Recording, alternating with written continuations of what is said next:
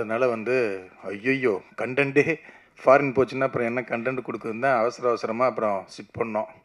இங்கே பன்னீர் சோடா குடித்தது பத்தாதுன்னா ஐயா போய் இப்போ ஃபாரினில் பன்னீர் சோடா குடிக்க போகிறார் போல். ஏன்னா எது பார்த்தாலும் நொட்ட சொல்கிற ஒரு கேரக்டரு இந்த கதையை ஓகே சொல்லுது, அப்போ இதுவும் நல்லா தான் இருக்கும் போல் அப்படின்னு.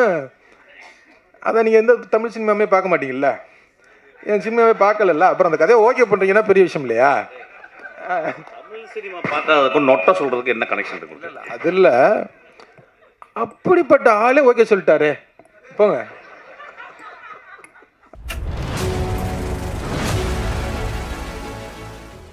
எல்லாருக்கும் வணக்கம். இதுக்கு மேலே நான் என்ன கண்டென்ட் கொடுக்குறது ஒன்றுமே இல்லை, என் தலைவன் கொடுத்துட்டாரு. ஆக்சுவலாக வந்து 2-3 தடவை ப்ரெஸ் மீட்டு தள்ளி போச்சு. ஆக்சுவலாக 23 தான் நாங்கள் ப்ரெஸ் மீட்டு பிளான் பண்ணியிருந்தோம். அப்போ வந்து மிஸ்கின் சார் வந்து ஃபாரின் போக போகிறாரு, அதனால் வந்து ஐயோ கண்டென்ட்டே ஃபாரின் போச்சுன்னா அப்புறம் என்ன கண்டென்ட் கொடுக்குதுன்னு தான் அவசரமாக அப்புறம் சிட் பண்ணோம். இங்கே பன்னீர் சோடா குடித்தது பத்தாதுன்னா ஐயா போய் இப்போ ஃபாரினில் பன்னீர் சோடா குடிக்க போகிறார் போல். வாழ்த்துக்கள். ஓகே. பரிமளா அண்ட் கோ, இது வந்து ஒரு 3 வருஷத்துக்கு முன்னால் நான் எழுதின கதை. ஃபஸ்ட்டு வந்து இதுக்கு வந்து பரிமளா ஃபேமிலி அப்படிங்கிறது தான் டைட்டில் இருந்தது. அதுக்கப்புறம் டூரிஸ்ட் ஃபேமிலி வந்ததுனால அதே மாதிரி வேண்டாம் அப்படின்ட்டு வேறு டைட்டில்லாம் யோசிக்கலாம் அப்படின்னு யோசித்தோம். அப்புறம் வந்து இந்த டைட்டிலுக்கு அதுக்கு வந்து ஸ்வீட் ஹோம் அப்படின்னு டைட்டில் வச்சுருந்தோம்.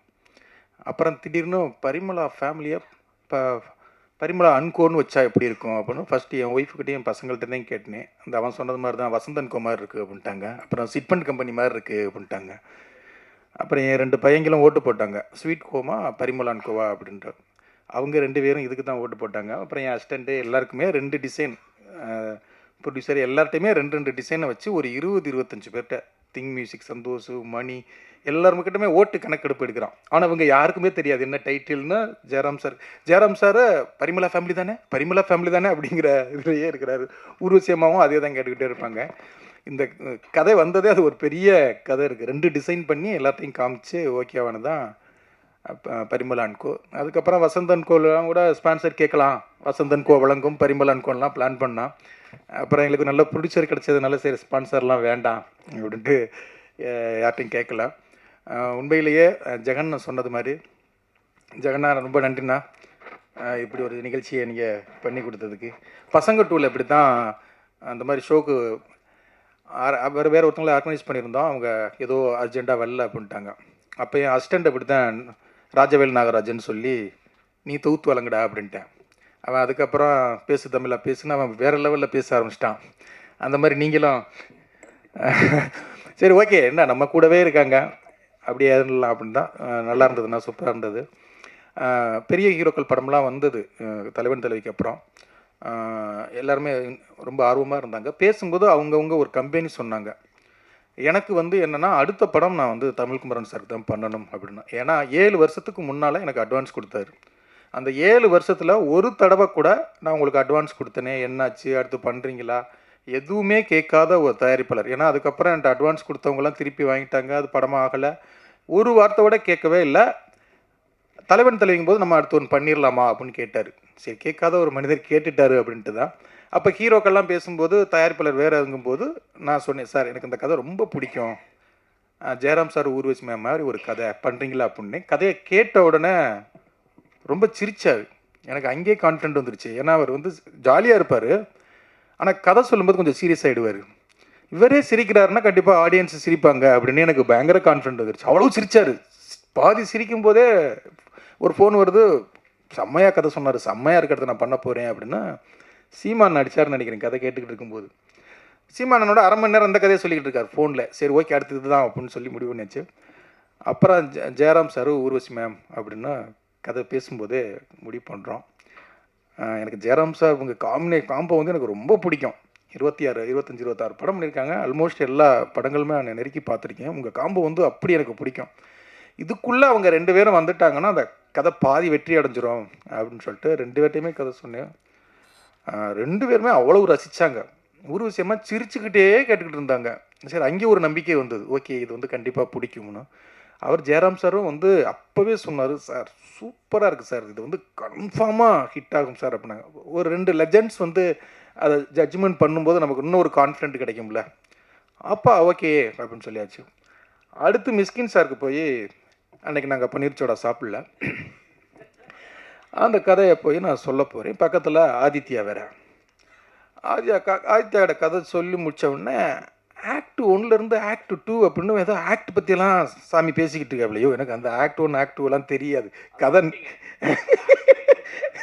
அவனும் பயமுறுத்துறாப்புல. நான் நல்லா இருக்கடா, அதை பண்ணலாம்டா, கமர்ஷியலாக சூப்பராக இருக்கல, இதை பண்ணுறா, நான் பண்ணுறேன்டா அப்படின்ட்டார். எனக்கு அங்கே 3வது, ஏன்னா எது பார்த்தாலும் நொட்ட சொல்கிற ஒரு கேரக்டரு இந்த கதையை ஓகே சொல்லுது, அப்போ இதுவும் நல்லா தான் இருக்கும் போல் அப்படின்னு. அதை நீங்கள் எந்த தமிழ் சினிமாவே பார்க்க மாட்டீங்கல்ல, என் சினிமாவே பார்க்கலல்ல, அப்புறம் அந்த கதையை ஓகே பண்ணுறீங்கன்னா பெரிய விஷயம் இல்லையா? தமிழ் சினிமா பார்த்ததுக்கும் நொட்ட சொல்கிறதுக்கு என்ன கனெக்ஷன் இருக்கு? அது இல்லை, அப்படிப்பட்ட ஆளே ஓகே சொல்லிட்டாரு போங்க அப்படிங்கும்போது இன்னும் ஒரு கான்ஃபிடென்ட் கிடைக்கிது. சரி, இது ஆடியன்ஸுக்கு ரொம்ப பிடிக்கும். ஏன்னா சிரிச்சார் வேறு, அவரும் நிறைய சிரிச்சார். ஏன்னா கண்ணாடியை போட்டு இப்படியே கதை சொன்னோம்னா இப்படியே தூங்குறாரா முழிச்சிருக்காரான்னு தெரியாது, இல்லைன்னா இப்படியே மூஞ்சி வச்சுக்கிட்டு இப்படியே இருப்பார், இங்கிட்டு பார்த்துக்கிட்டு இருப்பார். ஆனால் சிரிச்சுக்கிட்டே இருந்தார். எனக்கு அங்கே ஒரு கான்ஃபிடென்ட் கிடச்சிது. அப்போ இதை நம்ம அடுத்து பண்ணிடலாம், பரவாயில்ல, இந்த செட்டப் வச்சு பண்ணலாம் அப்படின்ட்டு. அப்புறம் 2 பொண்ணுங்க யார் அப்படின்னு சொல்லிட்டு 2, ஏன்னா 2 கேரக்டர் ரொம்ப அது நம்ம எல்லார் வீட்லேயுமே வந்து 2 ஆம்பளை பசங்களோ 2 பொம்பளை பசங்களோ இல்லை அண்ணன் தங்கச்சிகளோ இருந்தால் ஒரு வார் நடந்துக்கிட்டே இருக்கும். அந்த வீடு வந்து ரொம்ப குதூகலமாக இருக்கும். எதுக்கு சண்டை போடுறாங்க, எதுக்கு சேர்ந்துதுங்கிறாங்கிற அளவுக்கு ஒரு அப்படி 2 கேரக்டர். ஒரு டாமன் ஜெரி மூடில் 2 உள்ள அக்கா தங்கச்சி அப்படின்னு யார் பண்ணலாம் அப்படின்னு சொல்லிட்டு தான் 2 பேரையும், அப்புறம் சஞ்சனாவையும் அனந்திகாவையும் பிடிச்சோம். அந்த அனந்திகாவை வந்து அந்த தெலுங்கு படம் 8 வஸ்துலு, கரெக்டாக சொல்கிறேன்னா 8 வஸ்துலு தானே? ஆமாம். அதோட அந்த படம் பார்க்குறதுக்கு முன்னால் அந்த பொண்ணுடைய ரீல்ஸ் பயங்கரமாக பிடிச்சிருந்தது. அது பண்ணுற நிறைய விஷயங்கள். நீ அந்த படத்துக்கு பண்ண ப்ரொமோஷன் இந்த படத்துக்கு இன்னும் பண்ணவே இல்லைம்மா ப்ளீஸ். என்ன அதை மாதிரி இது சார் ஆஃபீஸில் தான் வந்து சனாவுக்கு கதை சொன்னேன். அது ஒரு அசிஸ்டன்ட் டைரக்டர் வேறு இல்லை, அது கொஞ்சம் ஒரு 10 நிமிஷம் ஒரு அசிஸ்டன்ட் டைரக்டர் மாதிரியே கதை கேட்குது. கொஞ்சம் நான் வந்து கதை பயங்கரமாக கேட்பேன். மணி சார்ட்ட வேறு ஒரு பொண்ணுதா, சரி மணி சார் மாதிரி ரொம்ப சாப்பிட்டா அப்படின்னா அப்புறம் ஒரு கட்டத்துக்கு மேலே அதனால கண்ட்ரோல் பண்ண முடியல. அது சிரிக்க ஆரம்பிச்சிருச்சு, பயங்கரமாக சிரிச்சு ரசிக்க ஆரம்பிச்சிருச்சு. அப்போ நமக்கு ஒரு கதை மேலே ஒரு பெரிய கான்ஃபிடென்ட் கிடச்சிருச்சு. ஓகே, இந்த படத்தை நம்ம பண்ணிடலாம் அப்படின்னு. அப்படி தான் இந்த படத்தை நாங்கள் வந்து கான்ஃபிடெண்ட்டாக ஒரு தலைவன் தலைவி அவ்வளோ பெரிய ஹிட்டுக்கு அப்புறம் எனக்கு தெரிஞ்சு இவங்களுடைய நம்பிக்கை உண்மையிலே தலைவன் தலைவியை விட பெருசாக ஓடும் அப்படின்னு நான் நம்புகிறோம். உண்மையிலே ஜெயராம் சார் ரொம்ப ரொம்ப ரொம்ப நன்றி சார். நீங்கள் வந்து அவ்வளவு சப்போர்ட்டாக டைமிங்லேருந்து அவ்வளோ ரொம்ப ரொம்ப நன்றி. ஊர்வசியமாக அம்மான்னு தான் நாங்கள் கூப்பிடுவோம். உண்மையிலே நீங்கள் எங்களை கஷ்டப்படுத்தல, நாங்கள் தான் உங்களை கஷ்டப்படுத்திருக்கோம். அதில் திவ்யா உங்களை ரொம்ப ரொம்ப கஷ்டப்படுத்தியிருக்கு. எல்லாத்துக்கும் ரொம்ப ரொம்ப எதுக்கு தேங்க்ஸ் சொல்லணும்னா, பாலக்காட்டில் ஷூட்டிங் பண்ணிக்கிட்டு இருக்கோம். போய் இறங்கி முதல் நாளே அவங்களுக்கு ஃபோன் வருது, அவங்க அண்ணன் இறந்துட்டாரு அப்படின்னு தகவல். எங்களுக்கெல்லாம் என்ன பண்ணுறதுனே தெரில. பெரிய செட்டப்பாக இது பண்ணிட்டா ஒன்றுமே பண்ண முடியாது. ஒரே ஒரு வார்த்தை தான் சொன்னாங்க, பாண்டிய நீ ஒரி பண்ணாத, நீங்கள் கேன்சல் பண்ண வேண்டாம், நான் போய் அந்த இதை முடிச்சுட்டு நான் மறுநாளே வந்துடுறேன் அப்படின்ட்டு மறுநாளே வந்தாங்க. எனக்கு என்ன இதுனா, இந்த சூழலில் பேசவே முடியாது, நீங்கள் வாங்கன்னு சொல்ல முடியாது, ஷூட்டிங் கண்டினியூ பண்ணி எதுவுமே சொல்ல முடியாது. ஆனால் இதில் நானும் ஒரு தயாரிப்பாளருங்கிறதுனால அவங்க அவ்வளவு இதுவாக போயிட்டு வந்தாங்க. அதில் பெரிய சவால் என்னென்னா, ஆனால் அந்த சீன் வந்து பயங்கர காமெடியாக இருக்கணும். அது ரொம்ப கஷ்டம். ஒரு சோகத்தில் இருக்கிற இவங்கனால இப்படி ஒரு துக்கத்தில் இருக்கிறவங்க வந்து எப்படி அதை வந்து காமெடியாக பண்ண முடியும் அப்படிங்கிற பயம்தான் எனக்கு அதிகமாக. இல்லை, நான் ஜெயராம் சார்ட்டெல்லாம் கேட்குறேன், எப்படி சார் அவங்க இந்த மனநிலையில் எப்படி சார் இந்த சீனை காமெடி பண்ண முடியும் அப்படின்னு. இல்லை அது பண்ணிவிடும், ஒன்று பண்ணும் பாருங்கன்னு ஜெயராம் சார் சொன்னாங்க. அது செகண்ட் ஹாஃப் ஸ்டார்டிங்கில் வரும், நீங்கள் படம் பார்க்கும்போது உங்களுக்கு தெரியும். பிரிச்சுட்டாங்க. உண்மையிலேயே ஒரு டைரக்டராக எங்களுக்கு அவ்வளவு ஒரு கட்டத்துக்கு மேலே போர் அடிக்க ஆரம்பிச்சிடும். படம் வந்து போர் அடிக்க ஆரம்பிச்சிடும். பார்த்து ஏன்னா எடிட்டிங், டப்பிங், மிக்சிங் எல்லாத்துலேயும் ஒரு கட்டத்துக்கு மேலே போர் அடிக்காட்டினாலும் ஒரு காமெடி சிரிப்பு வராது, த்ரில்லர் எல்லாமே அப்படியே இதுவாகிடுவோம், பிளாங்க் ஆகிடுவோம். ஆனால் அவங்க 2 பேருடைய காம்போ கடைசி வரைக்கும் இன்னைக்கு பார்க்கும்போதும் அதை அவங்களுடைய காமெடி அது என்ன ஆசைப்பட்டமோ அதை வந்து ரொம்ப பண்ணிட்டாங்க. அதே மாதிரி எங்களுடைய இந்த படத்தில் வந்து ஜெயராம் சார் கரெக்டாக 9 மணிக்கு வந்துடுவார், அம்மா வந்து கரெக்டாக 9, 9:30க்கு வந்துடுவாங்க. ஆனால் நான் 7 மணிக்கு ஷாட் வைக்கிறாள். யார் எங்களுக்கு அப்படின்னா, எங்களுக்கு 3 அடிமை கிடச்சாங்க. 1 சாண்டி மாஸ்டர், 2 அந்த பொண்ணுங்க. 6 6:30க்கெல்லாம் வர வச்சு 3 பேரையும் வச்சு அடி அடின்னு அடிக்கிறது. அந்த 3 பேருமே உண்மையிலே மாஸ்டர், சாண்டி மாஸ்டர், என் எனர்ஜிக்கு இது வரைக்கும் கிடைச்சதுலேயே சரியான ஆளுன்னா சாண்டி மாஸ்டர் தான்.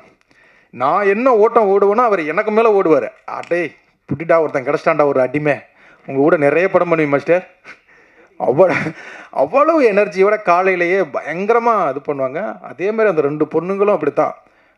என்ன டைம் சொன்னாலும் ஓகே சார் ஓகே சார் அப்படிங்குவாங்க. ஆனால் 2 மணி நாள் போனால் அங்கே திவ்யா கிட்ட மட்டும் கெஞ்சுங்க, நாளைக்கு மட்டும் ஒரு 9 மணிக்கு போடு திவ்யா அப்படின்னு சொல்லி இது பண்ணுவாங்க. ஆனால் அவ்வளவு சப்போர்ட்டு, அவ்வளவு இது. உண்மையிலே 2 பேரும் சனாவுக்கும் அனந்தியாவுக்கும் உண்மையிலே இவ்வளோ குயிக்காக பண்ணதுக்கு நீங்கள் 3 பேரும் ரொம்ப முக்கிய காரணம். அவங்க அவர் காம்பினேஷனாகவே சூப்பராக இருந்துச்சு.